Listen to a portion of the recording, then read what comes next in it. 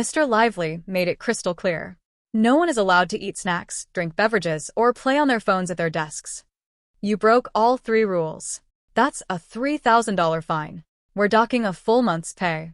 Looking at her perfectly manicured, youthful face, I couldn't help but smile. The girl had only been working here for 15 days. Riding on the coattails of Oliver Lively's favoritism, she strutted around the office like she owned the place, treating everyone else like dirt on her shoe. But there was one tiny detail she didn't know.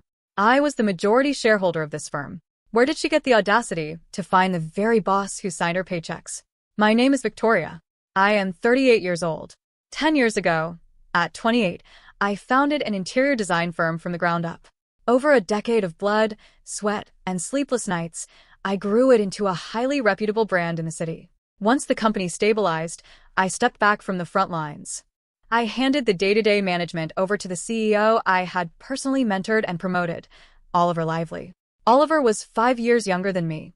He was sharp, ambitious, and my absolute top choice for a successor. I delegated my power completely. Unless there was a massive, company-altering project, I stayed entirely out of the daily operations. I just kept a single, modest desk for myself tucked away in the farthest corner of the design department. I set my own hours. I came and went as I pleased. To the rest of the staff, I was just a veteran employee with no real authority. They politely called me Victoria and left me alone. I loved the peace and quiet. I also never interfered with HR decisions or new hires. That was until Blair showed up half a month ago. Oliver personally escorted her onto the design floor. Everyone, this is Blair. She's a fresh Ivy League graduate and the newest addition to our design team. Please show her the ropes, Oliver announced, his tone practically dripping with admiration. Blair smiled and waved, her eyes sweeping across the open-plan office. When her gaze finally landed on me, it was loaded with scrutiny and thinly veiled contempt. From her very first day, she refused to act like an intern. She complained that the standard-issue company laptop was too slow, demanding the admin team order her the latest, fully loaded iMac. She complained that the coffee in the break room was cheap instant trash. By her second day, she had an assistant running out to buy artisanal pour-over coffee, charging it directly to the corporate account. When people started whispering about her diva behavior, she just offered a condescending smirk. Mr. Lively authorized it. He said brilliant creative minds require a premium environment, and the company shouldn't pinch pennies on the little things. The name Mr. Lively was her royal decree. To give credit where it's due, she was undeniably clever. She quickly gathered a clique of young, equally arrogant junior designers who thought they were God's gift to architecture. To the older, seasoned staff, she showed nothing but disrespect. Right in front of the entire floor, she announced that my design philosophy was ancient history and completely out of touch. During a pitch review with the design director, she didn't hesitate to interrupt, loudly criticizing a color palette as tacky and entirely unfit for modern aesthetics. At first, I brushed it off. I figured she was just young, overly ambitious, and desperate to prove herself. I even saved her skin once. We had an urgent, high-stakes project, and Blair volunteered to take the lead, bragging that she could handle it in her sleep. She severely overestimated her abilities. With barely an hour left before the client deadline, her entire 3D rendering file corrupted. The poor girl was on the verge of a full-blown panic attack, tears welling in her eyes. I stepped in, rebuilt the core models from my own archives, and sent the final draft to the client with minutes to spare. She looked at me that day with a mix of genuine shock and gratitude. I assumed that after bailing her out, her attitude toward me would finally change. I was dead wrong. The very next afternoon, I overheard her chatting in the break room. That Victoria woman just has a few more years of repetitive experience. It's really no big deal. If I had the luxury of sitting around doing nothing but studying software all day like her, I'd be 10 times faster. One of her little followers chimed in. Seriously, I heard she's just coasting until retirement. She abuses her seniority to slack off all day. Blair let out a light, arrogant laugh. Don't worry, the company isn't going to sponsor a charity case forever. Mr. Lively told me the future belongs to the young blood. Dinosaurs who can't keep up with the new pace will be phased out sooner rather than later. I stood completely still behind the break room door, a ceramic mug in my hand. I didn't walk in. I'm telling you, people like her are just dead weight taking up oxygen, Blair continued. Just wait and see. I'm going to clean up this toxic, lazy culture myself. I completely lost my appetite that day. I suddenly realized that the company I had built with my bare hands had quietly bred a culture I absolutely despised. Blair's grand cleanup operation started almost immediately. First, the HR admin approached me with an incredibly awkward expression. Victoria, Mr. Lively is rolling out a strict new attendance policy. Everyone has to clock in and out using the app. So, regarding your schedule, I had been at this company for 10 years and had never once clocked in. It was one of my unspoken privileges as the founder. I looked at the stressed admin manager and nodded gently. All right, I understand. The next day, HR called me into a private meeting. Victoria, a colleague reported that you spend company hours browsing websites unrelated to your current projects. It sets a bad precedent for the floor. I glanced at the screenshot the HR rep slid across the desk. It was a photo of my monitor showing a high-end European architectural forum. Browsing global design trends was a daily habit I had maintained for a decade to keep my inspiration fresh. Who reported this? I asked flatly. The HR rep stammered, avoiding my eyes. We have a strict obligation to protect the anonymity of whistleblowers. Fine. I'll keep that in mind. I didn't take it to heart. I assumed it was just petty, childish office politics. But I vastly underestimated just how much Oliver was willing to indulge her. A week later, a brand new employee code of conduct was blasted to every inbox in the company. It was a massive, 100-page document detailing exactly how folders should be arranged on desks, what kind of mugs were acceptable, and explicitly banning employees from resting their heads on their desks during lunch breaks. At the very bottom of the document was Oliver Lively's digital signature. The author of this ridiculous manifesto? Blair. Oliver had shattered corporate protocol, promoting her straight from intern to executive assistant to the CEO. Her workspace was moved from the crowded design floor into a sleek, private glass cubicle right outside Oliver's office. From that day on, she patrolled the office like a prison warden, clutching a leather-bound notebook, documenting any infractions she spotted. Brenda, a senior designer, took a brief phone call because her toddler had a fever. Blair wrote her up. Arthur, our design director, ate a sandwich at his keyboard because he was rushing a deadline. Blair issued a company-wide reprimand. The entire office was suffocating under a thick blanket of resentment and fear. And I was her favorite target. The first write-up was for a tiny potted succulent sitting next to my monitor. Victoria, the handbook explicitly states that personal items are forbidden in the workspace. It damages the sleek, professional image of the firm. The second write-up was for using my personal MacBook to answer private emails.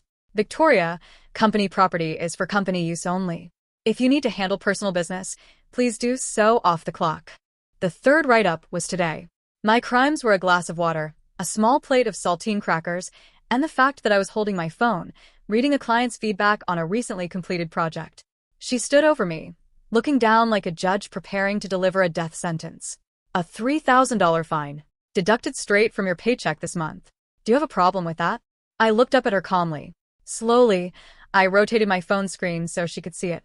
It was a glowing letter of gratitude from a major client, explicitly praising the entire project team, including her, the intern.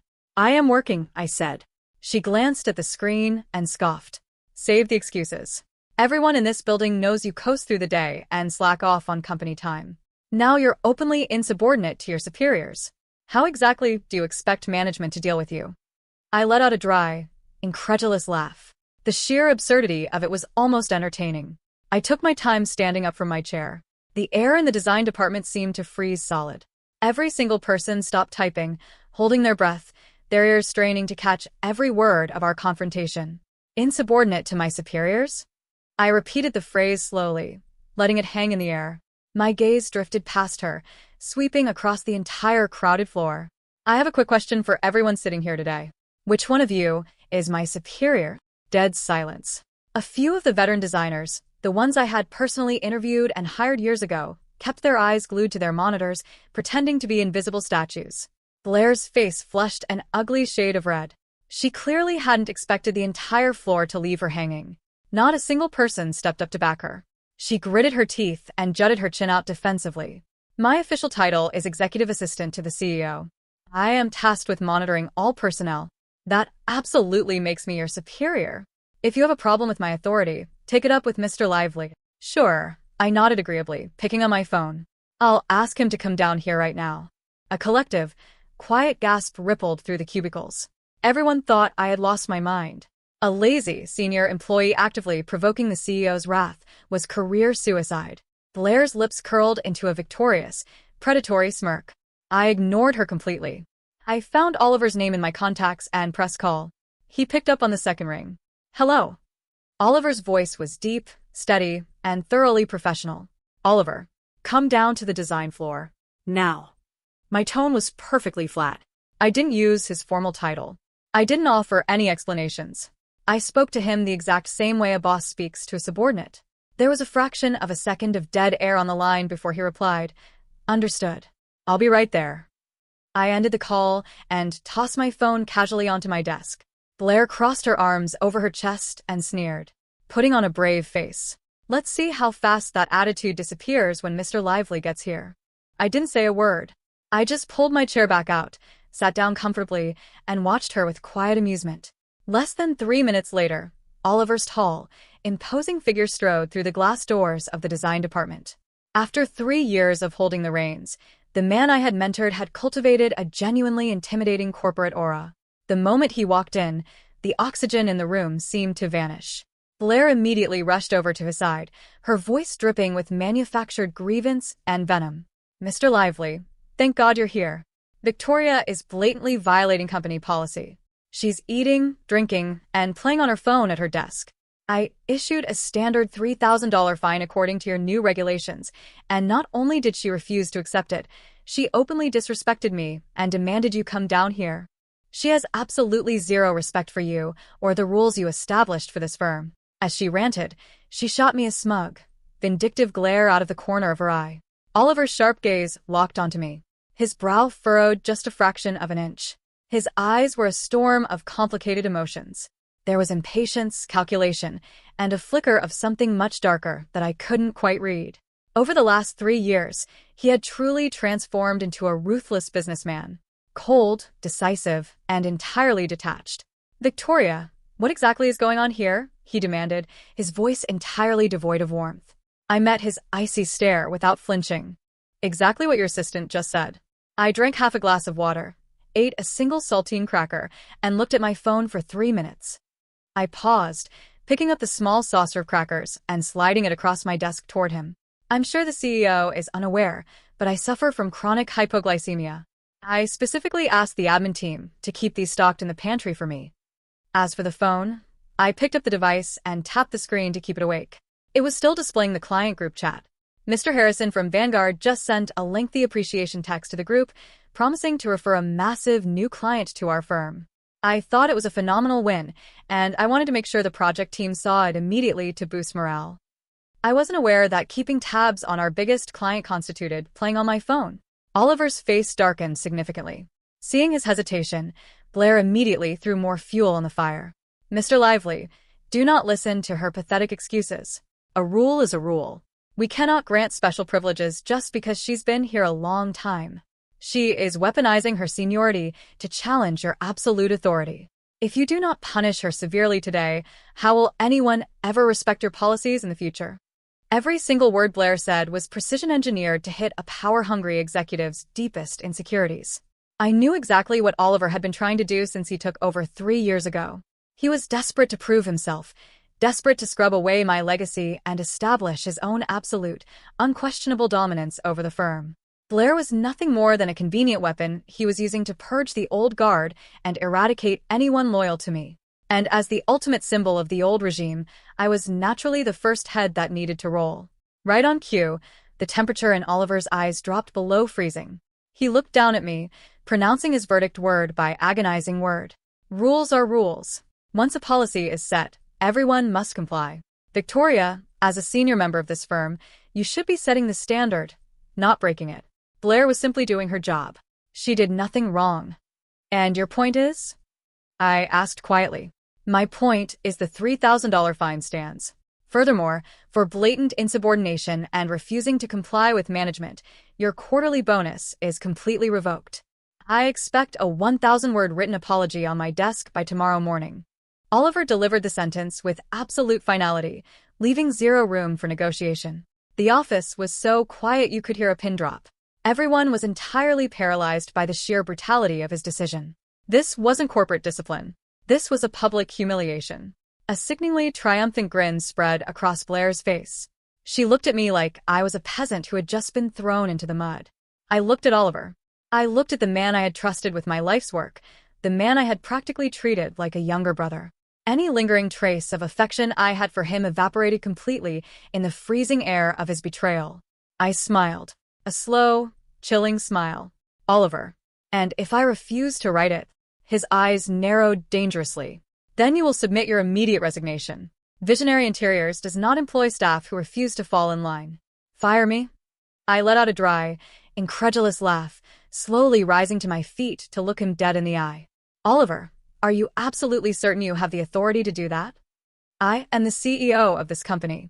Do I have the authority to fire a regular employee? He snapped, his voice rising in anger. A regular employee? I shook my head, my smile widening into something lethal. It seems that playing the role of CEO for 3 years has made you completely forget who actually owns this company. My voice wasn't loud, but in the dead silence of the office, it hit like a shockwave. Oliver's pupils contracted violently. The triumphant smirk on Blair's face froze solid. I didn't give them a single second to recover. My eyes swept over their pale, panic-stricken faces, and I delivered the final blow with crystal-clear precision. I am officially notifying you, in my capacity as the founder and chairman of the board. Oliver, you and your little assistant are both fired. As the words left my mouth, a suffocating, graveyard silence descended upon the design department. The air was so tense it felt solid. You could hear the faint hum of the air conditioning kicking in. Every single pair of eyes in the room was locked onto the three of us like spotlights. Shock. Horror. Absolute disbelief. The arrogant smirk on Blair's face had completely collapsed, her features twisting into an ugly, glitching mask of confusion. She opened her mouth to speak, but no sound came out.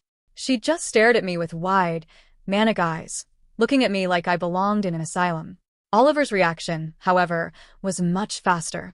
After a microsecond of genuine terror, his face darkened into a thunderous scowl. His eyes were sharp as daggers, practically boring a hole into my skull. Victoria. He ground my name out through clenched teeth, his tone dripping with the fury of a man whose ego had just been publicly shattered. Do you have any idea what the hell is coming out of your mouth? Who do you think you are? Who do I think I am? I repeated calmly, stepping closer to him. I am the founder of Visionary Interiors. I am the chairman of the board.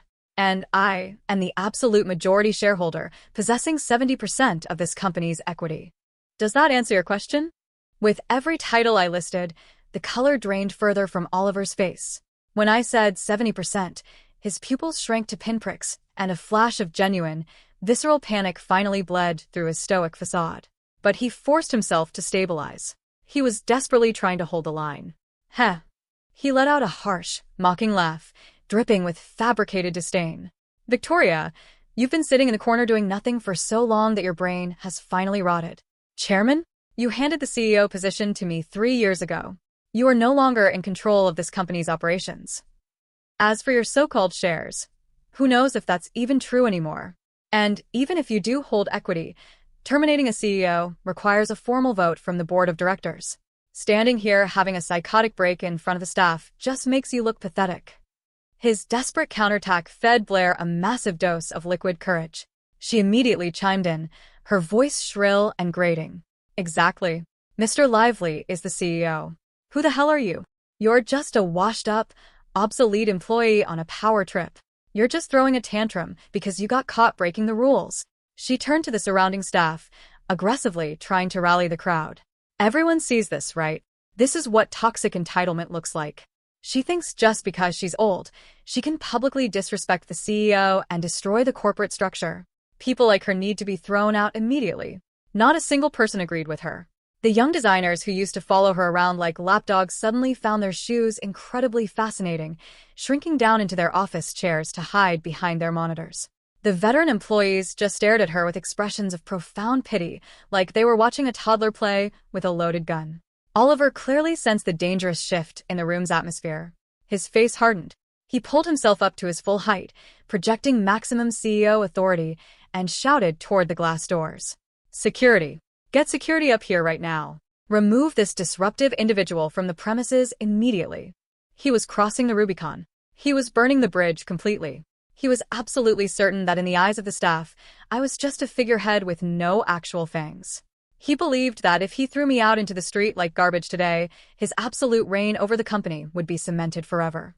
2 uniformed security guards jogged onto the floor, looking incredibly stressed. Mr. Lively, what seems to be the problem? Oliver pointed a rigid finger at me, his voice a block of solid ice. Escort her out of the building. Effective immediately, she is no longer an employee of Visionary Interiors. Blair crossed her arms, looking down her nose at me, practically vibrating with glee. Did you hear the man? Look at you now, getting thrown out on the street. You brought this entirely on yourself. The 2 guards exchanged a miserable